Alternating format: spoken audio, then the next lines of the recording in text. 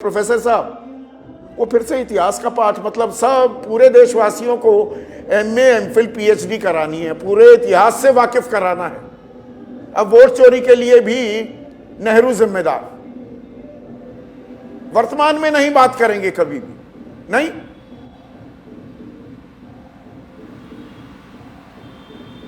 देखिए संदीप जी, देश विकास कर रहा है, लोकतंत्र में संवैधानिक संस्था, थोड़ा सा ऑडियो बढ़ाइए लोकतंत्र सौरभ साहब का। संवैधानिक संस्थाएं, जी आवाज आ रही है? जी आवाज आ रही है? जी जी आ रही है। आप वो मैं पीसीआर को बोल रहा था, आप बोलिए। बिल्कुल आ रही है, आप बोलिए। हाँ, अच्छा। संदीप जी देखिए, देश चहुओर विकास कर रहा है, संवैधानिक संस्थाएं अपने अपने स्तर पर काम कर रही हैं और एक नए भारत का सृजन हो रहा है, नए भारत की तरफ देश बढ़ रहा है और जिसका सीधा आशीर्वाद जनता के द्वारा 2014, 2019 और 2024 में मिल रहा है। ये सामने है, दिख रहा है। ऐसे में जो हताश है, निराश है और जिसको राज सत्ता में बने रहने की भूख है, वह तरह तरह की चीजों को, जुडिशरी को नहीं मानना है, संवैधानिक संस्थाओं को नहीं मानना है, देश में सब कुछ गड़बड़ झाला चल रहा है, सब कुछ उसको गड़बड़ ही दिख रहा है। ऐसे में संदीप जी, देश को ये बताना बहुत मजबूत हो रहा है। हम विश्व गुरु बनने की राह पर हैं, पर उस राह में ये अतीत का, इतिहास का पाठ क्यों पढ़ाया जा रहा है? मेरा सवाल सीधा था, बिल्कुल सीधा सा सवाल उत्तर है इसका। आपके सीधा सवाल का सीधा उत्तर है कि भाई देश को तो बताना पड़ेगा ना कि भारत के लोकतंत्र में विपक्ष का नेता कितना महान, कितना बड़ा कद, पद, विचार और सत्य को मानने वाला, भारत में विश्वास करने वाला, संवैधानिक संस्थाओं और न्याय प्रणाली को मानने वाला होता है। झूठ और फरेब के आधार पर सत्ता में बने रहने के लिए देश को गुमराह करने का, देश को गृह युद्ध में ढकेलने का काम विपक्ष का नेता नहीं करता है। विपक्ष का नेता सरकार के अच्छे कार्यों में कदम मिलाता है और जहां लगता है जा रहे हैं एसआईआर को लेकर, चुनाव आयुक्त को सुरक्षा कवच क्यों दे दिया गया है? सवाल बड़े सीधे हैं, उन सवालों के जवाब दे दीजिए। नहीं, आपने चोरी, तेरी चोरी, मेरी चोरी, यही सीना जोरी होती रहेगी क्या? देखिए, कुछ हासिल हुआ 2 दिन की इस डिबेट में? देखिए, ईमानदारी से बताइएगा प्रोफेसर साहब। देखिए नहीं संदीप जी, उसी बात को बता रहा हूं। देश का बड़ा दुर्भाग्य रहा कि भारत की आजादी के साथ दुनिया भर के बहुत सारे मुल्क भी आजाद हुए थे। वो सारे मुल्क, वो सारे देश आज विकसित देश हो गए, लेकिन आखिर क्या कारण रहा? वो कौन सी मजबूरी रही, वो कौन सी बात रही कि आज भी भारत विकसित नहीं है, विकासशील प्रक्रिया में चल रहा है? तो इसके पीछे इस सत्य को जब जानेंगे, खंगालेंगे, तो यही निकलेगा जो सदन में बताया गया है। वो यही निकलेगा कि मतलब इतने पैनलिस्ट बैठे, कांग्रेस के भारत इसलिए रहा, क्या कांग्रेस की वोट चोरी की थी? पंडित नेहरू ने वोट चोरी की, इंदिरा गांधी ने वोट चोरी की। एक बात है, यह एक बात है, सरदार पटेल ही प्रधानमंत्री बन जाते और देश विश्व गुरु बन जाता। संदीप जी, भारत का इतिहास बहुत गौरवशाली है, भारत का इतिहास बहुत महान है, आपको भी गर्व है, हमको भी गर्व है, लेकिन दुर्भाग्य है कि परिवारवाद ने 1947 से 2014 तक के भारत पर आपको एक मिनट बताइए, 1 मिनट बताइए ना। रुकिए, अरे प्रोफेसर साहब रुकिए। 1947 से 2014 के भारत पर आपको गर्व है या नहीं? बिल्कुल गर्व है, क्यों नहीं गर्व है, लेकिन हमें जहां होना चाहिए वहां नहीं है। हमें जहां होना चाहिए वहां हम नहीं पहुंचे। अरे वो तो अब भी नहीं है। अरे वो तो अब भी नहीं है। किसानों की आय दुगनी होनी थी, 2022 में हो गई दुगनी। 5 ट्रिलियन इकोनॉमी हमने होना था, हो गए हम 5 ट्रिलियन इकोनॉमी।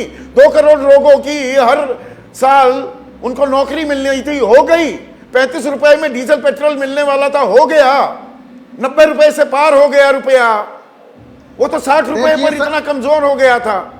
देखिए तो इसमें एक निरंतरता होती है, विकास की राह पर आप चलते हैं, थोड़ी दिक्कतें भी आती हैं। बिल्कुल संदीप जी, जहां 60 वर्षों में गर्त में ढकेला है, उससे निकाल के और निकल के भारत आज दुनिया के सामने सीना तान के खड़ा है और 81 करोड़ 35 लाख लोगों को 5 किलो अनाज ना दिया जाए तो वो भूखों पेट सोएंगे। 81 करोड़ 35 लाख लोगों को 5 किलो अनाज मिल रहा है ना, मतलब वो ना मिले तो वो भूखे सोएंगे। देखिए भारत 7 लाख लोग 8 लाख लोग अच्छा सवाल है, चिल्लाते रह गए पिछले एक हफ्ते में। इंडिगो ने ऐसी अपनी दादागिरी दिखाई, ठेंगा दिखा दिया, सरकार झुक गई। इस वर्तमान की बात नहीं करेंगे, इसलिए अतीत में जाते हैं क्या? इंडिगो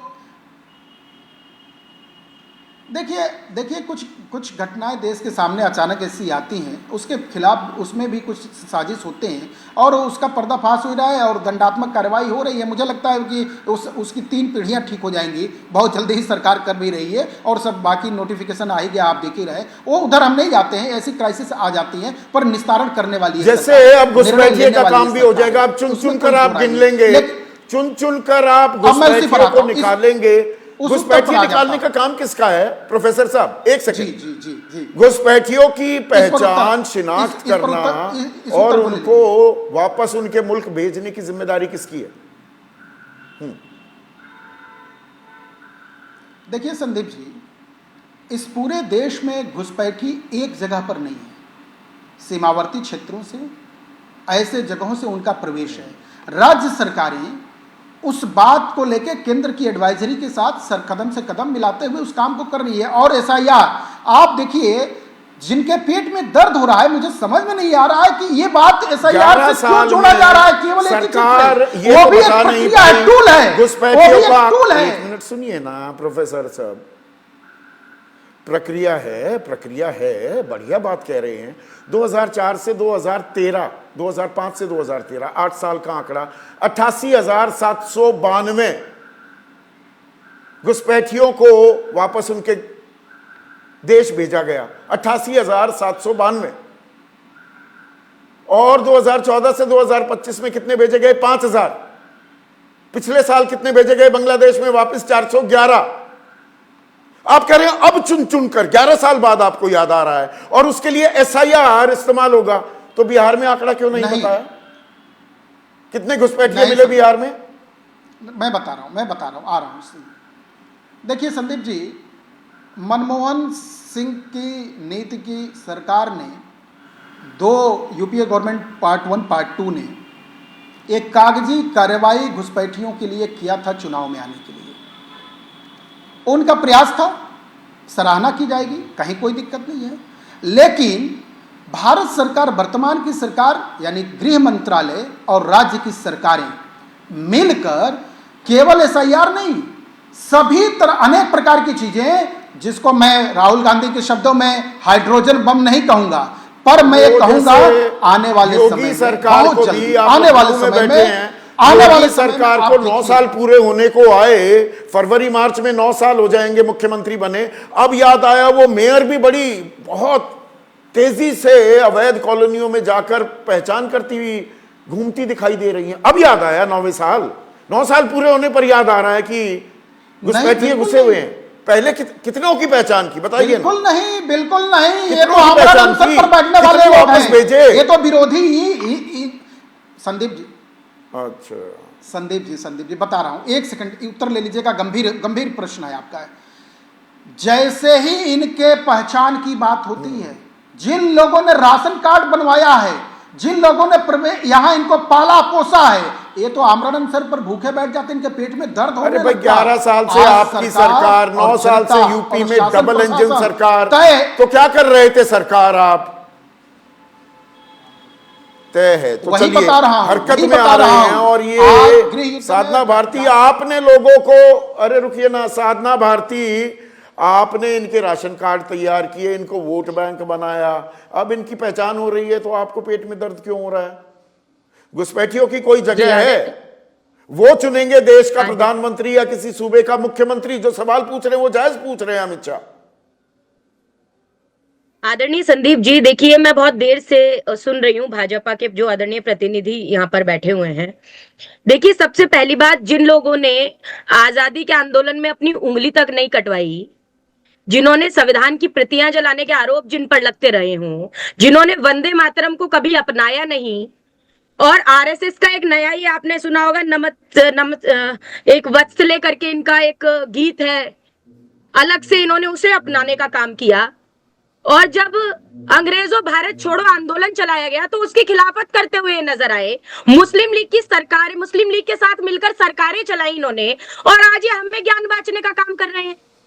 तो ये अगर इतिहास की बात भी करेंगे तो इतिहास भी इनका कोई बहुत खास अच्छा नहीं रहा। इन्होंने कहा जी बड़ा कांग्रेस ने क्या कर दिया, अरे देश में आईआईटी बनाए, मेडिकल कॉलेजेस बनाए, एम्स दिया। कि जो परते कुरेद रहे हैं उस पे बताइए ना। अमित शाह दावा ये कर रहे हैं 28 नेता सरदार पटेल के पक्ष में थे कि वो प्रधानमंत्री बने, 2 ही नेता पंडित नेहरू के पक्ष में थे, पर बने वो प्रधानमंत्री। तब तो चुनाव भी नहीं हुए थे ना, पहले तो प्रधानमंत्री ऐसे ही चुना गया। 1952 में जाके चुनाव हुए। बहुत से लोगों को ये भी गलत जानकारी है, वो कहते हैं कि पहले प्रधानमंत्री बन जाते अगर चुनाव में उनको चेहरा बनाते। 1950 में देहांत हो गया था, पर 28 लोगों की पहली पसंद प्रधानमंत्री के तौर पर सरदार पटेल थी। गलत जानकारी दे रहे हैं क्या अमित शाह? नहीं, एक बात मुझे बताइए ना, जो जानकारी उनसे मांगी जाती है वो तो दे नहीं पाते। कितने घुसपैठिए पकड़े गए उसकी जानकारी उन्हें देनी चाहिए। ये इतिहास में घुमाएंगे और वर्तमान में भटकाएंगे, यही रणनीति है। तो जो मोदी जी कह रहे थे कि जी हवाई नहीं, तो इतिहास में घुमाएंगे तो इतिहास में अगर बदनुमा दाग हैं वो तो गिनाए जाएंगे ही, या नहीं गिनाएगा? तो बीजेपी क्यों नहीं गिनाएगी? अगर इंदिरा गांधी का चुनाव निरस्त हुआ था जिसके चलते आपातकाल लगा, उन्होंने यशपाल कपूर को इस्तेमाल किया, वो सरकारी मुलाजिम होते हुए भी उनको चुनावी एजेंट कैसे बनाया? तो ये तो वोट चोरी का मामला हो गया कि नहीं? मैं पहले अपनी बात पूरी कर लेती हूँ आदरणीय संदीप जी। देखिए, मैं सीधी बात कह रही हूँ। मैं ये कह रही हूँ अपने दाग छुपाने के लिए दूसरों के दागों को लेकर आएंगे। आप कह रहे हैं बदनुमा दाग, अरे हमने उसका भुगतान किया नहीं क्या पूर्व में? आप ये बता दीजिए। और क्या कांग्रेस ने, अभी भाई साहब बोल रहे थे मालवीय जी, कांग्रेस ने क्या कर दिया?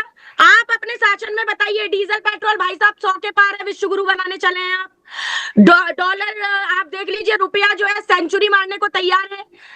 कितनी महंगाई, बेरोजगारी है, उस पर चर्चा ना हो। तो बीजेपी का एक ही लक्ष्य है आदरणीय संदीप जी, कि बेरोजगारी महंगाई से ध्यान भटकाना है और हिंदू मुस्लिम की बात को करके सोनिया गांधी 1982 में भारतीय नागरिक बनी, साधना भारती, पर 1980 में वो वोटर लिस्ट में कैसे आ गई नई दिल्ली की?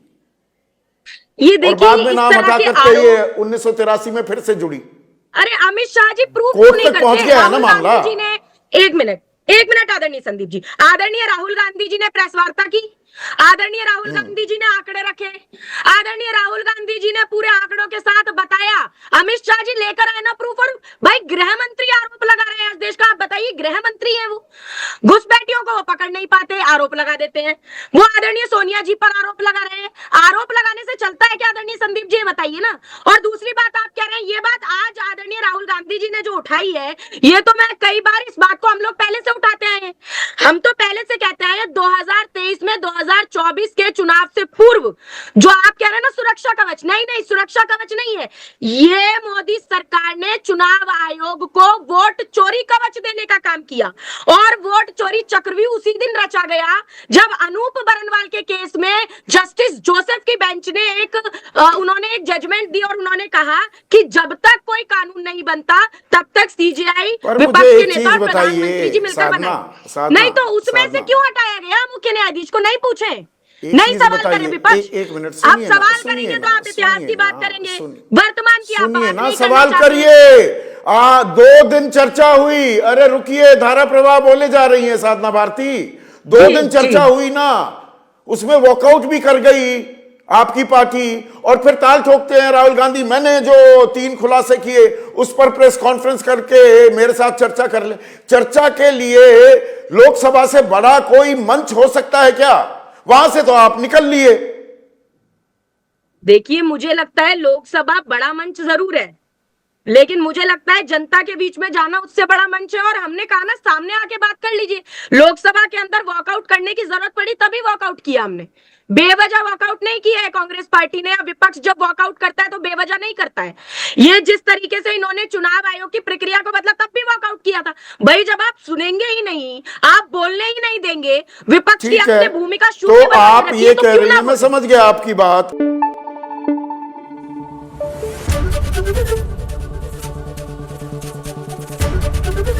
एबीपी न्यूज आपको रखे आगे।